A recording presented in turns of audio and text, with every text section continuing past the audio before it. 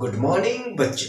विद्यान study house में आप सभी का स्वागत है। मेरा नाम बादल कुमार है और मैं एक मेडिकल स्टूडेंट हूँ। साथ में 11th और 12th के बच्चों को बायोलॉजी भी पढ़ाता हूँ।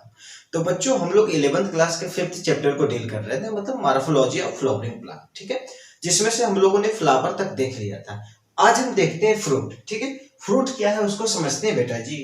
तो अगर हम फ्रूट की बात करें, ठीक है, तो इसमें यह है कि फ्रूट और are the characteristic features of flowering plant, ठीक है।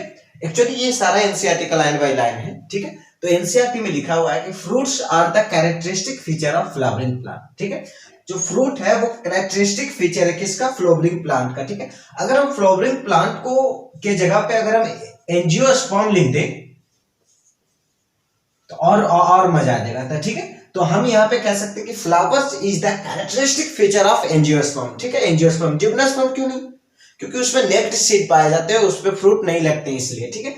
चलिए अब हम आगे आते हैं बेटा कि fruits are mature and ripened ovary, मतलब पका हुआ ओवरी। जनरली जो हमने पिछला क्लास में क्या डिस्कशन किया था कि जो ओवरी है वो फ्रूट बनाता है, और जो ओवुल है ये वो सीड बनाता है, ठीक है। तो यही कह रहा है कि जब ओवरी मैच्योर हो जाता है, और पक जाता है तो उसी को हम फ्रूट कहते हैं, ठीक है, उसी को हम फ्रूट कहते हैं, ठीक है बेटा जी। अब हम आगे बढ़ते हैं कि fruits are develop from fertilisation, ठीक है।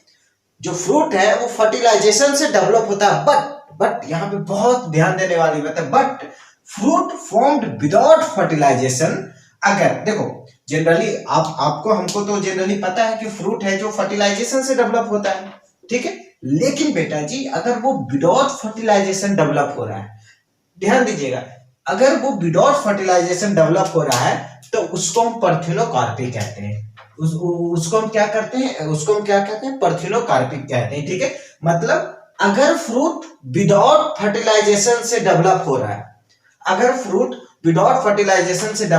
है, तो उसको हम कहते हैं पार्थिनोकार्पी, ठीक है, पार्थिनोकार्पी, ठीक है बेटा जी। अब हम आगे आते हैं कि fruit consist of a wall और पेरिकार्प एंड सीड, ठीक है।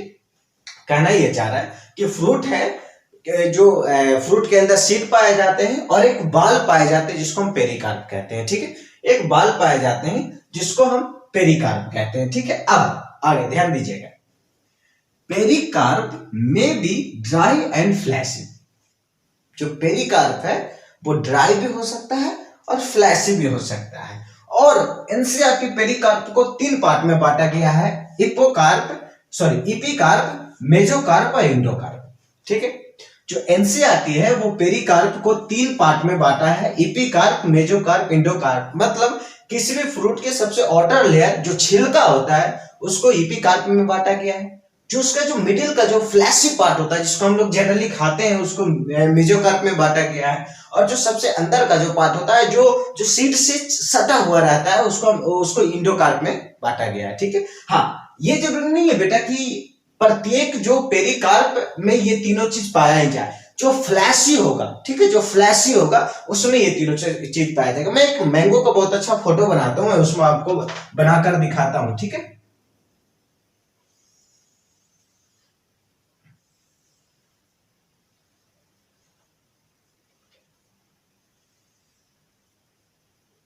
ठीक है,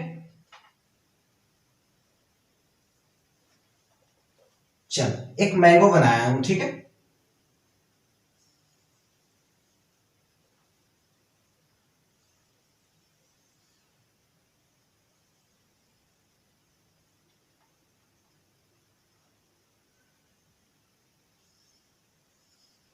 ठीक है, तो ये मैंगो में क्या कह रहा है कि अब देखो जो ये सबसे जो ऊपर वाला जो छिलका है इसको इपिकार्प कहते हैं, ठीक है। इपिकार्प, ठीक है, मतलब इपिकार्प मींस आउटर, ठीक है, आउटर, ठीक है बेटा जी। और जो मिडिल का जो पोर्शन है, मिडिल का पोर्शन का मतलब क्या समझ रहे हैं? जो ये वाली जो पोर्शन है, ठीक है, ये वाली जो पोर्शन है जो फ्लैश है जिसको हम खाते हैं, ठीक है, जिसको हम खाते हैं, ठीक है, ये वाली जो पोर्शन है उसको हम मेजोकार्प कहते हैं, ठीक है। मेजोकार्प कहते हैं, ठीक है, मिडिल। और जो ये वाले जो पोर्शन है जो सीड से सटा ये सीड है, ठीक है, ये सीड है, ठीक, ये सीड है, ठीक है, इसको हम ध्यान रखेंगे, ये सीड है। और जो सीड से सटा हुआ बेटा जी ये वाले जो पोर्शन, इसको हम कहते हैं इंडोकार्प। इंडोकार्प मतलब इनर, ठीक है, इनर, ठीक है, इंडोकार्प इनर, ठीक है। तो यही बताना चाह रहा है कि पेरिकार्प में भी ड्राई और फ्लैशी भी हो सकता है। पेरिकार्प को जनरली 3 पार्ट में बांटा गया, ठीक है, एपिकार्प, मेजोकार्प और इंडोकार्प, ठीक है। चलो अब हम आगे आते हैं, ठीक। इन मैंगो, बेटा जी ध्यान दीजिएगा, in mango and coconut, in mango और coconut fruits known as drupe. जो मैंगो और जो कोकोनट के जो फ्रूट्स होते हैं, ठीक है, उसको हम ड्रूप कहते हैं। क्यों कहते हैं बेटा जी, इसको समझते हैं, बहुत इंपॉर्टेंट लाइन है, ठीक है, ये एग्जाम में पूछा जा सकता है, ठीक है, इसको आप स्टार बना लो। क्यों कहते हैं बेटा जी, क्योंकि इसलिए कहते हैं बेटा कि ड्रूप डेवलप मोनोकैपिलरी सुपीरियर ओवरी, बहुत इंपॉर्टेंट लाइन है, इसलिए इसको कहते हैं क्योंकि ये मोनोकैपिलरी सुपीरियर ओवरी से डेवलप होता है। मतलब ये सिंगल कार्प से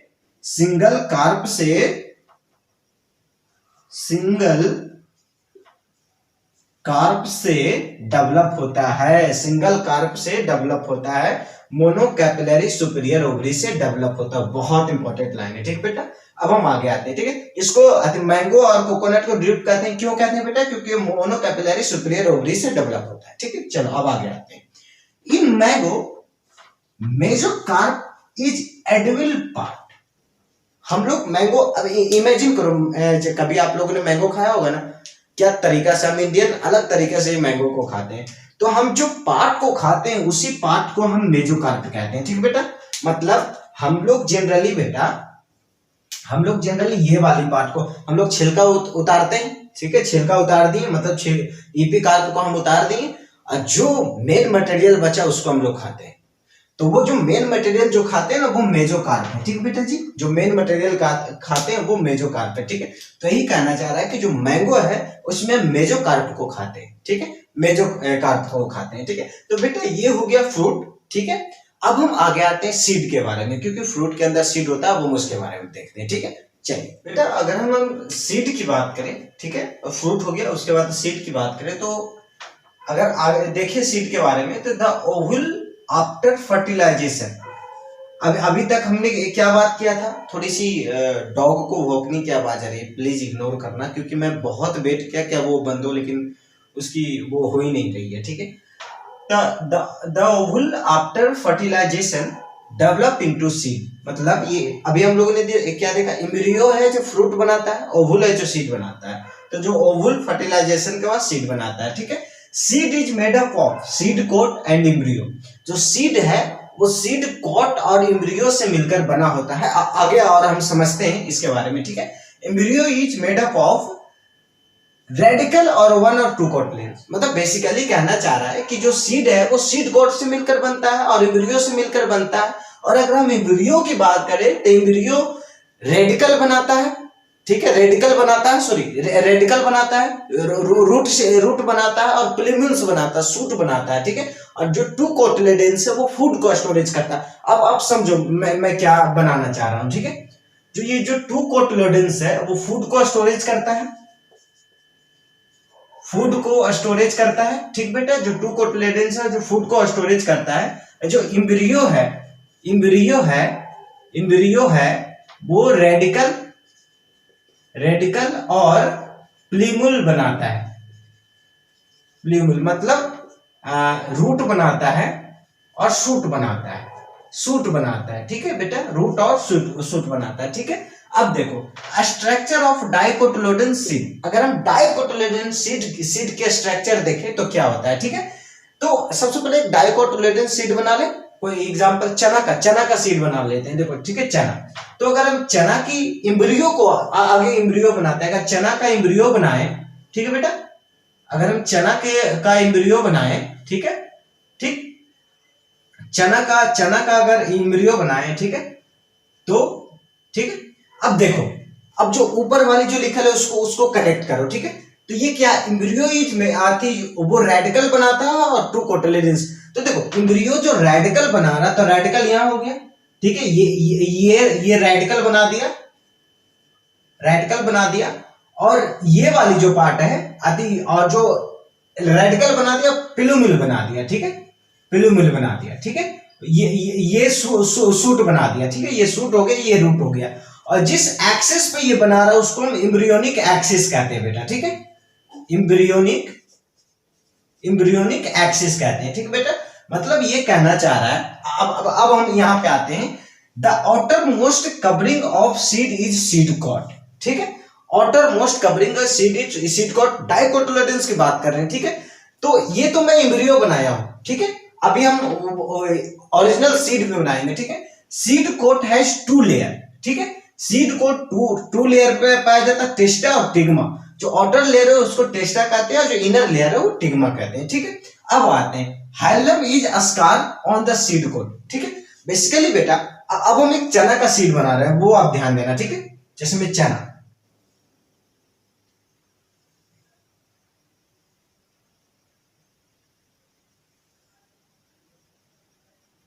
ठीक है। अब बेसिकली ये है, ये थोड़ा समझो आप, अब ये है, ये थोड़ा समझो आप, ठीक है। अब जो ये कह रहा है ना कि the outer most covering of seed is seed coat. आपने चना, जो जनरली आप चना को तो देखे होगे, छोले वगैरह बनाते होगे, तो जब आप कभी उसको फूलने के लिए देते होगे तो उसकी जो ऊपर की जो लेयर है वो आप निकाल सकते हो इजीली। जब वो फूल जाता है तो ऊपर की लेयर निकाल सकते हो। तो जो ऊपर की जो लेयर जो ये है उसी को सीड कोट कहते हैं। जो अगर आप देसी चना यूज करते हो तो जो ब्लैक ब्लैक थोड़ी सी ब्राउन टाइप की निकलती, ठीक है। अगर आप छोले यूज करते हो तो व्हाइट टाइप की निकलती है। तो ऊपर की जो छिलका है उसी को हम सीड कोट कहते हैं, उसी को सीड कोट कहते हैं, ठीक है। उसी को सीड कोट कहते हैं, ठीक है बेटा, ठीक है। ये लाइन को आप समझना, ठीक है। तो ये सीड कोट हो गया, ठीक है। Outer most covering is seed coat, ठीक है। चना को आप हमेशा ध्यान में रखना, ठीक है। Seed coat has 2 layer. जो चना के जो वो छिलके आप निकाले जिसको सीड कोट के, उसकी जो बाहर वाली जो लेयर होती है, ठीक है, बाहर जो हमें दिखता है उसको हम टेस्टा कहते हैं। जो हमें दिखता है बाहर वाली लेयर, ठीक है, चना की जो बाहर वाली जो लेयर दिखती है उसको हम टेस्टा कहते हैं। जो उसको निकालने के बाद जो अंदर वाली जो लेयर है उसको हम टिग्मा कहते हैं। जो अंदर वाली जो लेयर है उसी को टिग्मा कहते हैं, ठीक है। आप इमेजिन कर रहे हो चना का देखकर, ठीक है। अब देखो, hilum is a scar on the seed coat. अब देखो, अब चना हाथ में लिए, ठीक है। एक जगह ऐसा रहेगा कि एक जगह पिन पॉइंट बना रहता है, ठीक है। एक जगह ये पिन पॉइंट, यहां पे पिन पॉइंट बना रहेगा, ठीक, यहां पे, ठीक है, ठीक है। यहां पे पिन पॉइंट बना रहता है, ठीक है।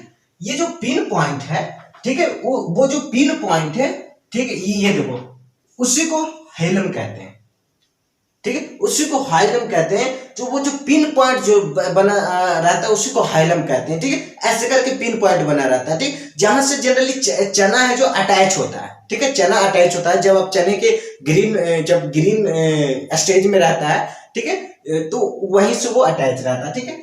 Hilum is a small pore called micropyle, ठीक है। और वो हाइलम को, वो जो एक नुकीली सी जो निकली रहती है उसको आप गौर से देखोगे तो उसके बीच में एक पोर रहता है, एक छोटी सी छेद होती है, ठीक है। उसी को माइक्रोपाइल कहते हैं, ठीक है। छोटी सी जो छेद होती है उसी को माइक्रोपाइल कहते हैं, ठीक है। वो चना में जब हाइलम को देखोगे जो वो एक नुकीले टाइप की निकली रहेगी, उसके बीच में एक पोर रहती है, उसी को माइक्रोपाइल कहते हैं बेटा, ठीक है। उसी को माइक्रोपाइल कहते हैं, ठीक है। अब हम आगे आते हैं, ठीक, उसी को माइक्रोपाइल कहते हैं, ठीक है। तो ये हो गया सीड कोट, माइक्रोपाइल। अब देखो हाइलम, ठीक है, और यहां पे माइक्रोपाइल,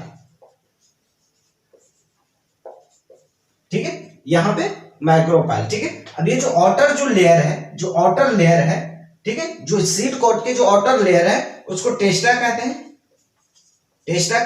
और जो इनर का जो लेयर है वो टिग्मा कहते हैं, ठीक है। ये इनर वाला जो लेयर है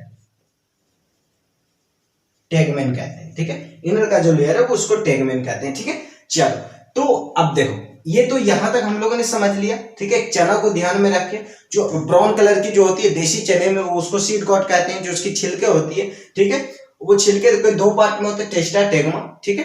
टेना में एक स्कार टाइप का पर्जेंट होता है जिसको हम हाइलम कहते हैं। हाइलम में एक पोर होते हैं जिसको माइक्रोपाइल कहते हैं। ठीक है, चल ठीक है। अब यहाँ की अगर बात करें बेटा तो हम एम्ब्रियो बनाए थे। ठीक है, हाँ। अब ये बात बेटा कि टू कोटलेडेंस यहाँ पे समझिए। ठीक है, मेरे दिमाग से उस वक्त निकल गया था। ठीक है, टू कोटलेडेंस एक्चुअली मैं चना को ही क्यों बनाया, क्योंकि उसमें टू कोटलेडेंस प्रेजेंट होता है, एक और दो। ठीक है, दो कोटलेडेंस प्रेजेंट होता है। ठीक है, और एम्ब्रियोनिक एक्सिस में जो एम्ब्रियो है वो रेडिकल बनाता, प्लूमिल बनाता। ठीक है, अब वो एम्ब्रियोनिक एक्सिस पे बनाता है, जो नीचे वाला पोर्शन रूट बनाएगा, ऊपर वाला शूट बनाएगा। टू कोटलेडेंस होता है, एक और दो। ये हम एम्ब्रियोनिक स्टेज को हम देख रहे हैं। ठीक है, चल ठीक। तब अब हाँ ठीक है, अब हम आगे आते हैं। ठीक है, सम सीड कोस्टर कॉल्ड इंडोस्पर्म। ठीक है, इसमें लिखा गया है, एनसीईआरटी लिख रहा है कि some seed castor called endosperm. Generally endosperm के बारे में हम आपको बताते हैं कि जो इंडोस्पर्म है वो फूड को स्टोरेज करता है। ठीक है, फूड को स्टोरेज करता है, फूड को स्टोरेज करता है। फिर आपको कि सर तो टू कोटलेडेंस भी आपने लिखा है कि वो फूड को स्टोरेज करता है। बेटा इंडोस्पर्म जब डेवलप हो जाता है ना, मैच्योर हो जाता है ना, तब वो फूड को स्टोरेज करता है।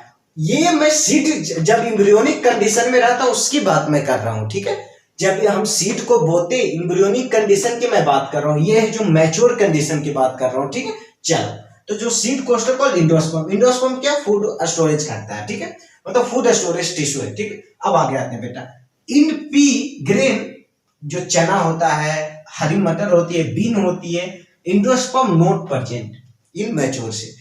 जो इसके जो मैच्योर सीड में इंडोस्पर्म नहीं प्रेजेंट होते, इसके मैच्योर सीड में इंडोस्पर्म नहीं प्रेजेंट होते, इसीलिए इसको नॉन इंडोस्पर्मिस कहते हैं। इसलिए इसको नॉन इंडोस्पर्मिस कहते हैं। मतलब अब क्या समझे इस बात पे। ठीक है, मतलब ये है, अब देखो some seed castor called endosperm but in pea grain bean और endosperm not present in mature seed. ठीक है, अगर ये मैच्योर सीड में प्रेजेंट है तो इंडोस्पर्म कहलाया। ठीक है, लेकिन इंडोस्पर्म अगर नॉट मैच्योर सीड में नहीं प्रेजेंट है तो उसको नॉन इंडोस्पर्मस कहते हैं। ठीक है, उसको नॉन इंडोस्पर्मस कहते हैं। ठीक है, अब बेटा बात ये है कि देखो जो नॉन इंडोस्पर्मस का एग्जांपल एनसीईआरटी क्या लिखता है, पी ग्रेन बीन, ये है। ठीक है, पी ग्रेन बीन। ठीक है, ये नॉन इंडोस्पर्मस का एग्जांपल लिखता है। ठीक है, तो बेटा ये हो गया सीड और ये हो गया स्ट्रक्चर ऑफ डाइकोटिलेडोन सीड। अब हम आते हैं स्ट्रक्चर ऑफ मोनोकोटिलेडोन सीड। ठीक है, चलिए आगे बढ़ते हैं।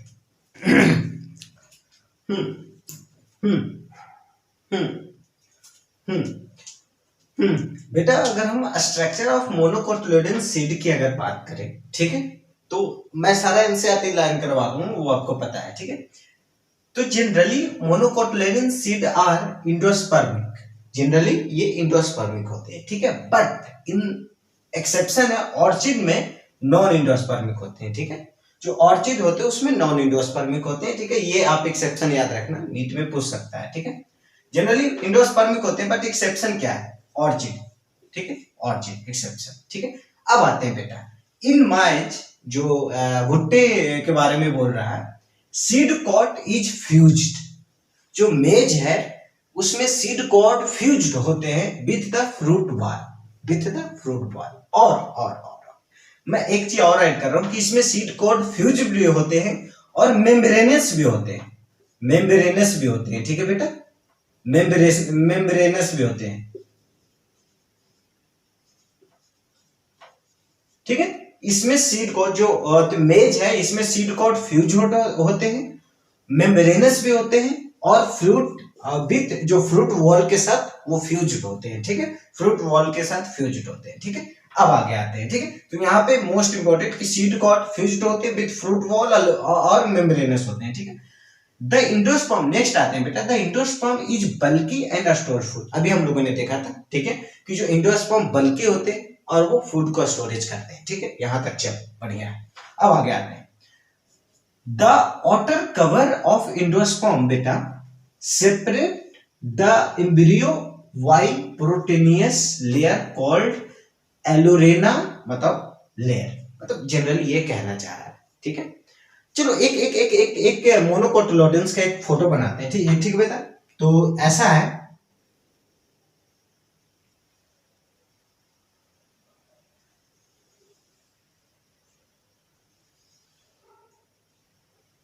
ठीक है,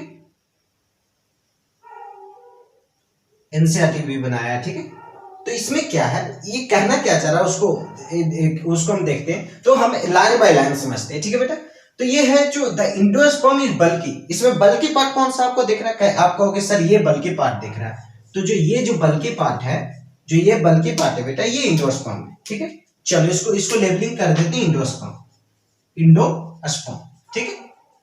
चल हाँ, अब उसके पहले वाला लाइन में आते हैं बेटा कि ये सीड कोट से भी कवर होता है, ठीक है। तो सीड कोट, ठीक है, सीड कोट हो गया, एंडोस्पर्म हो गया, ठीक है। चलो बेटा, सीड कोट, ठीक है, एंडोस्पर्म। अब हम लाइन बाय लाइन पढ़ेंगे, उसको लिखेंगे, ठीक है। एंडोस्पर्म सेपरेट एम्ब्रियो, अब इसमें बोल रहा है कि endosperm separate to the embryo, endosperm embryo से सेपरेट रहता है, एंडोस्पर्म एम्ब्रियो से सेपरेट है, ठीक है। एंडोस्पर्म एम्ब्रियो से सेपरेट है बाय द प्रोटीनियस लेयर, एक प्रोटीन की एक लेयर बनाती है बेटा, एक प्रोटीन की लेयर बनाती है बेटा। सॉरी, ये जो डॉग से भौंक रहे हैं, इसके लिए मैं कुछ नहीं कर सकता, मैं बहुत परेशान हूं इससे। तो ये जो प्रोटीन की जो लेयर है, इसी प्रोटीन की लेयर को क्या कहते हैं, एलोरेना। इसी प्रोटीन की जो लेयर है उसको एलोरेना लेयर कहते हैं, ठीक है, एलोरेना लेयर कहते हैं। ये जो प्रोटीन की जो लेयर है वो क्या बोल रहा है कि the outer cover of endosperm separate to the embryo by proteinous layer is called aleurone layer, ठीक है। चलो अब हम आगे आते हैं बेटा। अब थोड़ा सा वो शांत हुआ है, बट वो ये कोई जरूरी नहीं कि वो शांति रहेगा, ठीक है, वो कभी भी शुरू हो सकता है, ठीक है। तो हम लोग कहाँ थे, हम लोग उसके पहले पूरा कर लेते हैं, ठीक है। एलोरेना लेयर के पास थे ना, हाँ एलोरेना लेयर के पास थे। अब हम आगे बढ़ते हैं बेटा। Embryo is situated in groove at one end of endosperm, ठीक है। जनरली कह रहा है कि अच्छा, ये बेसिकली कह रहा है कि अब आप कहोगे सर ये तो ये हो गया, ये तो एंडोस्पर्म हो गया, ये क्या है, ये एम्ब्रियो है, ठीक है, ये एम्ब्रियो है, ठीक है। अब यही कह रहा है कि embryo is situated in groove at one end of endosperm, के मतलब एम्ब्रियो प्रेजेंट होता है, ठीक है। अब हम आगे आते हैं बेटा, ठीक है। चल, one large of shield shaped cotyledons, जो इसमें एक सील्ड शेप कोटिलोडेंस प्रेजेंट है बेटा, ये है, ये सील्ड शेप कोटिलोडेंस। इसको क्या कहते हैं बेटा, इसको कहते हैं स्कैटुलम, ठीक है। जो ये सील्ड शेप जो ये कोटिलोडेंस प्रेजेंट होता है, इसको कहते हैं स्कैटुलम। तो यही कह रहा है, तो वही कह रहा है बेटा कि one large of shield shaped cotyledons known as scutellum, ठीक है। चलो ठीक है, अब हम आगे आते हैं बेटा। Plumules and radicles enclose in sheath called coleoptiles and coleorhiza, ठीक है। जनरली ये कहना कैसा था, मैं आपको फोटो से ही समझा देता हूं। अब ये कह रहा कि ये एम्ब्रियो, ठीक है, एम्ब्रियो अब रेडिकल बनाएगा, प्लूमल बनाएगा, ठीक है। जो एम्ब्रियो है, ठीक है, ये रेडिकल बनाएगा, ये प्लूमल बनाएगा, ये रेडिकल बनाएगा, ये प्लूमल बनाएगा। तो वही कहना चाह रहा है कि plumule and radicle enclose in sheath, plumule and radicle enclose in sheath is called coleoptiles and coleorhiza. मतलब जो ये जो शीथ के अंदर जो इंक्लूज है कौन, रेडिकल प्लूमल, उसको सिलोपेटल्स और कोलियोराइजा कहते हैं, ठीक है, उसको सिलोपेटल्स और कोलियोराइजा कहते हैं। तो ये हो गया स्ट्रक्चर ऑफ मोनोकोटिलोडेन शीथ। इसमें जनरली ध्यान देने वाली बात है बेटा, ये जो नीट के पॉइंट ऑफ व्यू से मैं बतला रहा हूं कि ये शील्ड शीथ होती है, उसको हम क्या कहते हैं, स्कैटुलम कहते हैं, ठीक है। शील्ड शीथ होती है उसको स्कैटुलम कहते हैं, ठीक है। चल, उसके बाद फिर एक प्रोटीनियस लेयर होती है, उसको एलोरेना लेयर कहते हैं, ठीक है। उसके बाद फिर ये जो इसकी सीड कोट होती है, फ्यूज्ड होती है किसके साथ, फ्रूट वॉल के साथ फ्यूज्ड होती है, मेम्ब्रेनस। अब भुट्टे देखियो, ये एग्जांपल इसमें माइज है, ठीक है, उसको आप देखना, ठीक है। उसकी जो सीड कोट है वो फ्यूज्ड होती है फ्रूट वॉल के साथ, ठीक है।